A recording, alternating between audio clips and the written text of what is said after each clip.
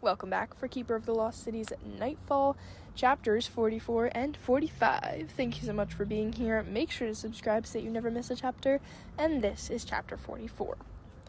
Do I want to know why you have a blood-soaked piece of Keith's cape? Or is that like a normal thing for you guys to have? Marilla whispered, as their small, ash-covered group shivered outside the massive silver door that Sophie had previously only seen in Keith's nightmare. Howling winds whipped through the night air, making the gray-white powder on their skin zing as if they'd been drenched in ice water. Sophie could barely distinguish their forms from the shadows and snow. The only thing that stood out was the faint blue flash of the starstone hairpin that she'd retucked into her bun after the leap, and the red-stained fabric in her hand. The iron smell made her gag, but she sucked in a freezing lungful and reminded herself that Keith was safe, which was more than she could say for herself at the moment. My theory is that Keith made one too many jokes about Fitzfee, and Sophie finally threw him off a cliff, Tam told Marilla, careful to keep his voice low. I could see that, Marilla agreed. By the way, how long has Fitzfee been official? Sophie choked on her next breath. It's not. Seriously? Marilla asked. Then what's with the hug? That was just... Sophie wasn't totally sure how to finish that sentence. If it was honest, Fitz's goodbye hug had been a pretty big surprise, especially since she was already covered in ash, so he totally ruined his clothes. He'd hugged Bianca too, of course, but not for as long, and he hadn't leaned down and whispered anything in Bianca's ear, though all he'd said was that he wanted Sophie to be careful, and Bianca didn't end up in the healing center as often as she did, so that was probably why. Still, every time she thought about it, Marilla giggled softly. Aw, I can see you blushing, even with the ash. I am not, Sophie hissed. Careful, Tam warned Marilla. She might toss you off this ledge. I might toss both of you, Sophie told them. Marilla rolled her eyes, which looked especially huge now that her hair was swept back into a tight bun. Are you afraid Bianca's going to get all mega brat on you because she's weirdly possessive of her brother? I'm not possessive, Bianca corrected, lowering her voice before she added, I just don't like when people use me to get closer to him. I'm sure Lynn knows how annoying that is. Tam snorted. Trust me, she doesn't. Doubtful, Marilla whispered. Have you seen you? Tam pulled his bangs over his eyes. Yeah, I'm a twin, and a shade, and a wayward. And up until a couple of months ago, I was banished. Sorta. Marilla shrugged. You're talking to a pyrokinetic, so... Okay, can we focus? Sophie asked, pointing to the door, which seemed to glint in the moonlight. There are Gorgodons waiting to shred us up on the other side, and who knows what other fun surprises. She bent and patted the melder tucked into the top of her other boot, making sure it was still concealed. Sandor had insisted they each carry one, and he'd had Tam carry an Obscurer as well. None of the gadgets could match the power of their abilities, but it felt good having a layer of technological backup. Just like it felt good knowing she had a flat packet of ash strapped to her stomach. They'd all worn them, to make sure they'd have enough for her parents. Her parents. Her brain wasn't totally ready to accept the fact that her family was somewhere beyond the massive door. Tam, can you start gathering your shadows? She whispered. And Bianca, can you turn us invisible? And Marilla, do whatever you have to get some flames ready, okay? I always have flames ready, Marilla told her. Heat calls to me, whether I wanted to or not. Why do you think I'm the only one not shivering right now? Sounds intense, Sophie mumbled. It is, and just so you know, we're looping back to the why do you have Keith's blood conversation later, assuming we don't get eaten or something.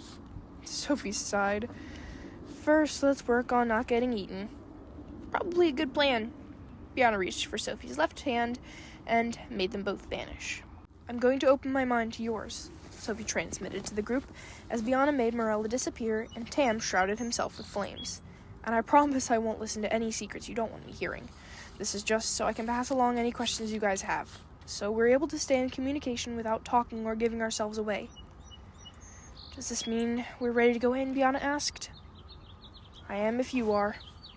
Their responding yeps sounded as shaky as Sophie felt. But she moved towards the door anyway, tracing her fingers across the runes carved into the sleek metal. The star only rises at nightfall. Maybe they were about to learn what the words meant. Okay, she transmitted, taking a deep breath and reaching towards the center with the bloody scrap. No sudden movements, and try to keep her breathing shallow. If all goes according to plan, the Neverseen won't realize we're here until we're already gone.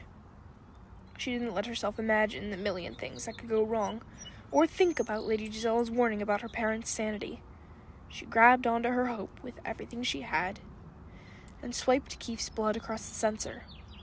No lights flashing, no sirens blaring, and no snarling beasts slamming against the door. All Sophie was rewarded with was a soft click and the faintest whir of metal. But when her fingers grasped the handle, she was able to gently turn the mechanism, and slowly, painstakingly, she pulled open the enormous door. Chapter 45. Where are they? Tam was the first to ask the question, though Sophie could hear it forming in everyone's minds as dangling silver lanterns sparked to life one by one along the vaulted ceiling, revealing intricately carved white stone walls lining a wide corridor that disappeared across the curve. Nothing more. No sign of the balefire cage Lady Gisela had promised. Definitely no gigantic mutant beasts ready to devour them.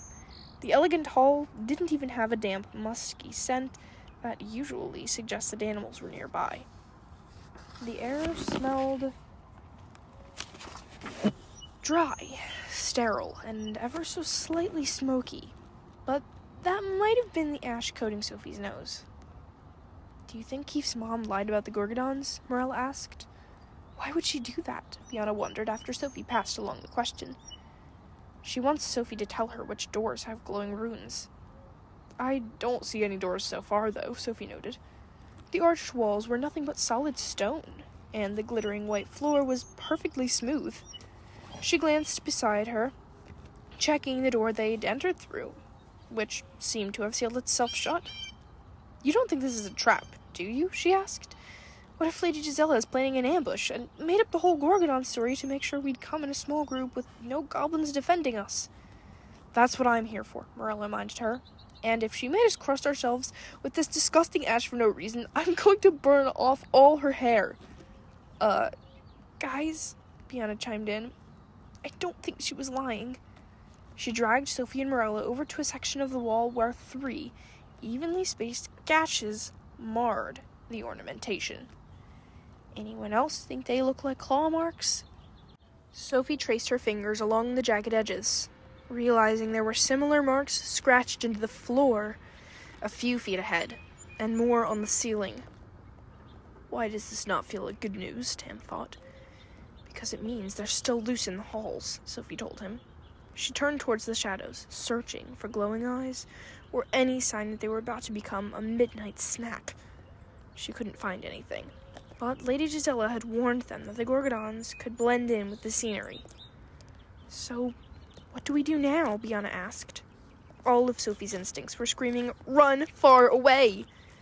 But she reached down and checked to ensure that her melder was easily within reach in her boot before she transmitted. I guess we head as quietly as we can toward the 4th floor and hope my parents are where Lady Gisela said they'd be. Preferably before the Gorgodons find us, Tam added. With that settled, they tiptoed down the hall, fighting back their screams every time a new lantern flicked on. There must be motion sensors, Sophie transmitted. Think there's any way to shut them off? Morella asked. It's killing our stealth. The best solution they could come up with was to have Tam wrap the lanterns in shadows to mute all but the faintest hint of their glow, but it also meant they could barely see where they were going. Every tiny sound blared through the facility, like Morella's slight oof when she tripped over another gouge in the floor, and when Tam scraped his arm on a jagged section of the wall. It felt like hours before they passed the first fork in the corridor, though it had probably only been a few minutes, and the hall split twice before they found any doors Lady Gisela had told them to watch for. Side by side, double white doors with runes carved into the top. None of the runes were glowing, and all the doors were open. Some were only cracked a sliver, but most had been pushed wide, revealing dark, dusty spaces. Those runes meant courage, Biana told Sophie, knowing her mind had only been trained to read the Black Swan's cipher runes. And that door over there says ingenuity. Think this has anything to do with the Criterion? Sophie transmitted. Keefe said Fenton was making him list qualities and people he wanted to save, and I bet they were things like this. But wouldn't Lady Gisela have labeled these doors long before that? Biana asked. Good point, Sophie admitted, unless the Criterion was part of her Lodestar initiative. You know what's weird? Tam asked, thinning the shadows past one of the doors so that they could see it better. These rooms are empty. They weren't always, though, Sophie noted. Look at the dust patterns on the floor. Dark shapes on the marble forms, in the outlines of furniture? Equipment? It was impossible to tell, but they found all the same shapes in every room they checked. Something feels wrong, doesn't it? Sophie asked, when the hall split again, revealing more dark open doors. It was like they'd stepped into one of those human movies where the rescue party shows up to a place that's far too quiet, and they slowly realize they're walking into a death trap. It kind of feels like the Neverseen are moving out of this hideout, doesn't it? Tam asked. Why would they do that? Sophie wondered. They just lost a ton of hideouts. Plus, Keefe's mom spent forever building this place. Yeah, but they know she can find them here, Tam reminded her. Or maybe they don't like having to rely on Keefe's blood to get in every time. Or the Gorgodons get out of control, Marilla suggested, when Sophie shared what they'd been discussing. Look at those gouged places in the arch. These things can chew through stone, guys. Stone. But it could just as easily be that the Neverseen were rearranging the facility, Sophie reminded them, forcing herself to cling to a more reasonable explanation. Lady Gisela told us she made changes to the original plans for Nightfall, so maybe Fenton's advisors want to go back on the way she designed it. That makes sense, Biana agreed. Besides, who cares about these doors? That's not what we came here for. It's not. But Sophie still memorized each rune, hoping the translations would give a better idea of what Lady Gisela had been planning. And when they rounded the next corner, they finally reached a flight of stark white steps jutting out of the floor at a steep angle. Iron railings lined the edges, but they were bent and mangled with gaps missing. Looks like the Gorgodons can chew through metal too, Marilla noted. Awesome. Still no sign of them, Biana said, and Sophie passed along her observation. So the ash must be working, or they're far away in another section of the facility. Or we're headed straight for them, Marilla countered.